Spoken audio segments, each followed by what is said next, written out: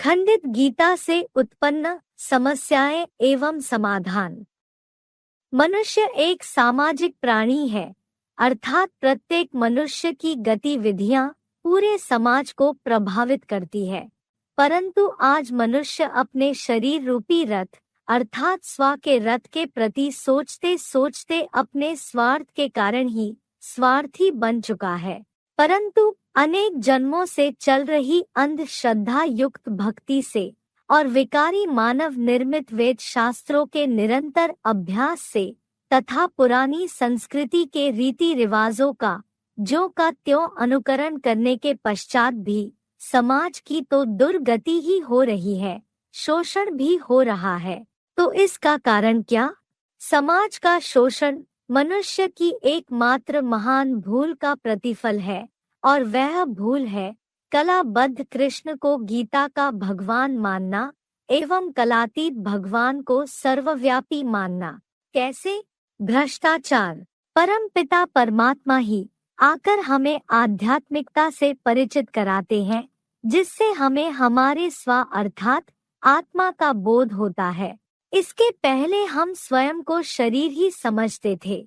आत्मा मूल रूप से पावन और अविनाशी होती है और शरीर विनाशी और अपवित्र होता जाता है।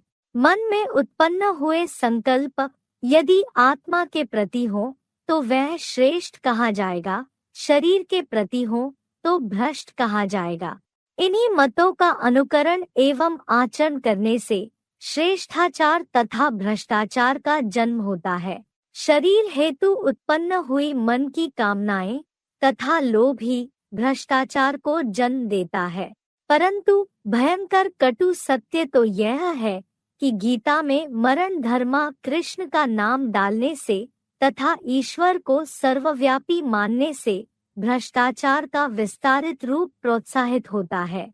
जैसे गीता में काम विकार को महाशत्रु की संज्ञा दी गई है, परंतु दुनिया वाले इस बात को स्वीकार नहीं करते, क्योंकि गीता के तथाकथित रचयिता कृष्ण को 8 पटरानियां, 108 रानियां एवं 16,000 गोपियां और उनके बच्चे भी शास्त्रों में दिखाए हैं।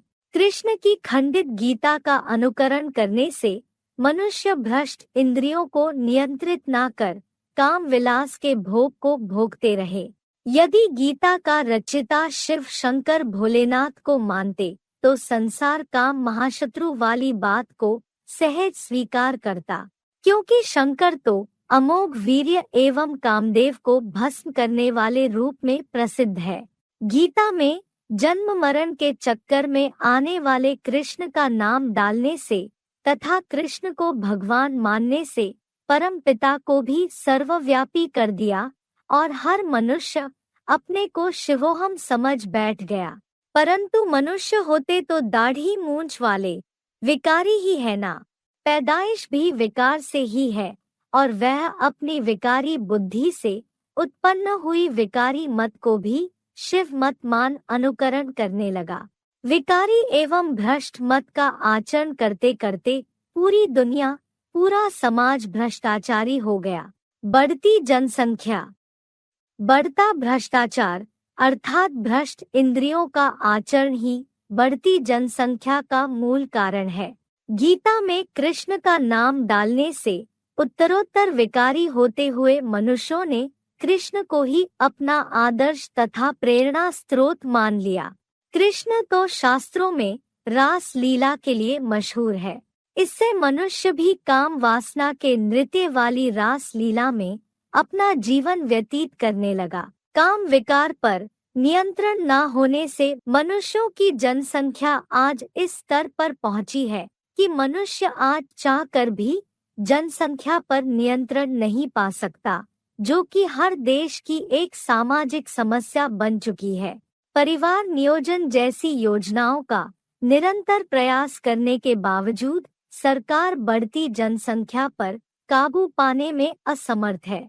यदि मनुष्य गीता का भगवान शिव शंकर को ही जानते और सदा अमोघवीर्य मानते होते तो काम को महाशत्रु मान मनुष्य काम V+कार को त्यागता, जो कि बढ़ती जनसंख्या का मूल कारण है। शिव शंकर की काम महाशत्रु वाली गीता ही असल परिवार नियोजक योजना है। इसके अतिरिक्त और कोई मार्ग नहीं है।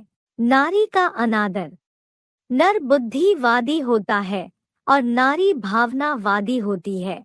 अनेक युगों से नारियों पर अत्याचार एवं शोषण होते आए हैं। 21वीं सदी आने पर भी नारियों के जीवन में कोई विशेष सुधार व परिवर्तन नहीं हुआ, और जिन्हें हम परिवर्तन समझ रहे हैं वह सिर्फ ऊपरी दिखावा है। परंतु वास्तविक सत्य तो यही है कि नारी जाति आज भी तन, मन, धन से अबला ही है। बच्ची से लेकर वृद्धा माता भी स्वयं को इस पूरे समाज में असुरक्षित ही अनुभव करती है। इसका कारण भी खंडित गीता ही है। गीता में कृष्ण का नाम डालने से कृष्ण का चरित्र ही सामने आता है। कृष्ण समान आकर्षक पति एवं कृष्ण समान दुलारे बच्चे की चाह में बावरी हो अपने पति तथा बच्चों की कठपुतली बनकर रह जाती है। अपने विकारी पति को परमेश्वर मान उनकी विकारी मतों को ईश्वरीय मत समझकर चलने से और भी दुर्गति हुई। जिनको गुरु बनाया वह भी पुरुष। जिन सन्यासियों ने नारी को नर्क का द्वार कहा, उन्हीं द्वारा प्रत्येक नारी के स्वाभिमान को मिटाने का घिनौना प्रयास किया गया। यदि गीता का भगवान शिव शंकर को मानते, जहाँ शंकर में शक्ति का प्रमाण रूप अर्धनारीश्वर का गायन है, जो कि नर नारी की समानता का प्रतीक है, तो अवश्य ही नारी को भी समान प्रतिष्ठावान और भारतीय संस्कृति के अनुकूल अभय जीवन जीने का अधिकार प्राप्त होता। कृष्ण का अनुकरण करने से पुरुष अनेक स्त्रियों को रखने लगे, स्त्रियों को भोग विलास का रूप मानने लगे। क्या यह एक नारी का तिरस्कार नहीं है? क्या उनकी भावनाओं का उपहास नहीं किया जा रहा? यदि मनुष्य गीता के रचयिता शिव शंकर का अनुकरण करता तो शंकर समान एक पत्नी व्रत जीवन जीता, एक नारी सदा ब्रह्मचारी ही बना रहता। आतंकवाद सिर्फ आपसी भेदभाव तथा मन मुटाव का परिणाम नहीं है, परंतु यह भी खंडित गीता से उत्पन्न हुई एक पीड़ा है। गीता में साकार कृष्ण का नाम डालने से निराकार उपासक गीता की अवहेलना करने लगे, उपहास करने लगे। इससे अनेक मतों एवं अनेक धर्मों तथा संस्कृतियों व सभ्यताओं का निर्माण हुआ। अनेक भाषाओं से अनेक प्रांतों एवं अनेक राज्यों का निर्माण हुआ। एकता के शुद्ध एवं पवित्र स्थान स्वर्गीय भारत को अनेकता रूपी राहु ने ग्रस लिया।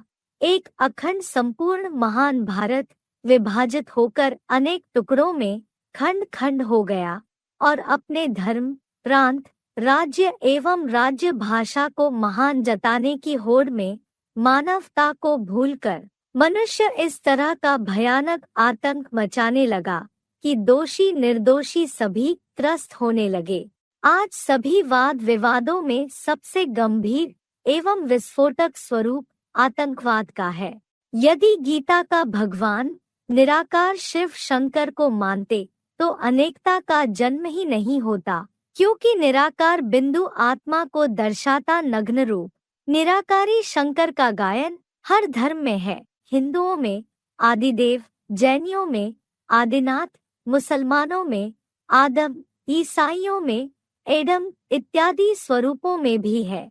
यदि ऐसा ऐक्य आज भी होता तो आज सभी धर्म वाले गीता को ही सर्व शास्त्रमयी शिरोमणि के रूप में अपना धर्म ग्रंथ मानते एवं अनुकरण करते, परंतु खंडित गीता से भारत सहित पूरा विश्व द्वैतवादी द्वापुर कलयुग के 2500 वर्षों से खंड खंड हो गया और इसके विपरीत अखंड गीता ही सृष्टि को वसुधैव कुटुंब का स्वरूप दिलाती है।